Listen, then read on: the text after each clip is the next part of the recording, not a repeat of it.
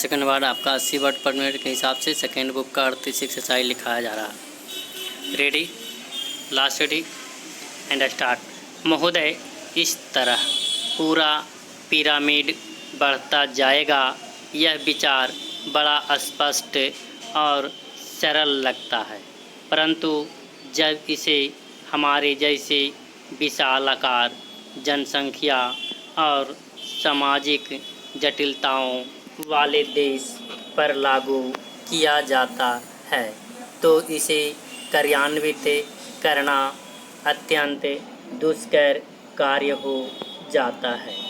अब चूँकि प्रगति और वृद्धि के लिए वातावरण अधिक अनुकूल बन गया है, इसलिए अब संसाधनों का प्रश्न सामने आता है। टेक्नोलॉजी, गुणवत्ता, उत्पादकता और प्रतियोगिता के प्रश्न सामने आते हैं। इन प्रश्नों पर विचार करते समय हमें विदेशी कारकों की समस्या पर भी ध्यान रखना पड़ता है। इस संदर्भ में विदेश से निवेश और टेक्नोलॉजी अपने देश में आती रहीं, यह प्रश्न प्रासंगिक बन जाता है। बाजार में प्रवेश मिलने का प्रश्न भी महत्वपूर्ण बन जाता है। हमें अपनी अर्थव्यवस्था को विश्व अर्थव्यवस्था के एक भाग के रूप में ही देखना चाहिए। हमें एक अलग थलग द्वीप बनकर नहीं रह सकते। हमें तो स्वयं को विश्व की प्रणाली के एक भाग के रूप में ही देखना चाहिए। इसी के साथ द्वीप का भी अस्तित्व बने रहना चाहिए और राष्ट्रीय हितों को भुलाया नहीं जा सकता। जिसे विश्वव्यापीकरण कहा जाता है, वह विश्व का एक भाग बनने का प्रयास मात्र है। इसके बाद ही हमें विश्व से एक आशा कर सकेंगे कि वह हमें हमारी आवश्यकता की चीज़ें प्रदान करें।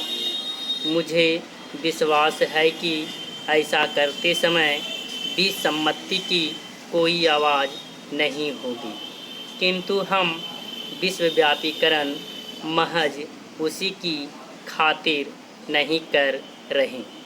यह तो विशिष्ट रूप से भारत के लोगों के हितों को ध्यान में रखते हुए किया जाना चाहिए, क्योंकि शून्य देकर केवल शून्य ही मिलता है। इसलिए हम अपना लक्ष्य तभी प्राप्त कर सकते हैं जब हम यह दिखा दें कि इससे देने वाले और लेने वाले दोनों का लाभ है। पहला, विश्व अर्थव्यवस्था आज अधिकांशतः बाजार की ताकतों के सहारे चल रही है, और यदि हम इन बातों को अनदेखा कर देंगे तो इससे हमें भी भारी हानि उठानी पड़ेगी। अपने प्रयासों में हमने इस वास्तविकता को स्वीकार करने का प्रयास किया है। विश्वव्यापीकरण से हम अभिभूत नहीं हैं, परंतु हम अपनी ओर से यथार्थ को समझने की पूरी चेष्टा करते हैं। कुछ आलोचकों ने यह कहा है कि विदेशी निवेशकर्ता हमारी अर्थव्यवस्था पर छा जाएंगे। इस संबंध में मैं केवल यह कह सकता हूँ कि अब तक यद्यपि हमारी नीतियों पर अच्छी प्रतिक्रिया हुई है और विदेशी निवेश आकर्षित हुआ है, परंतु यह हमारी ज़रूरतें पूरी करने के लिए नितांत अपर्याप्त हैं। आपको देखकर मुझे ऐसा नहीं लगता कि हमारे ऊपर कल विदेशी निवेशकों के छा जाने का खतरा लग रहा है।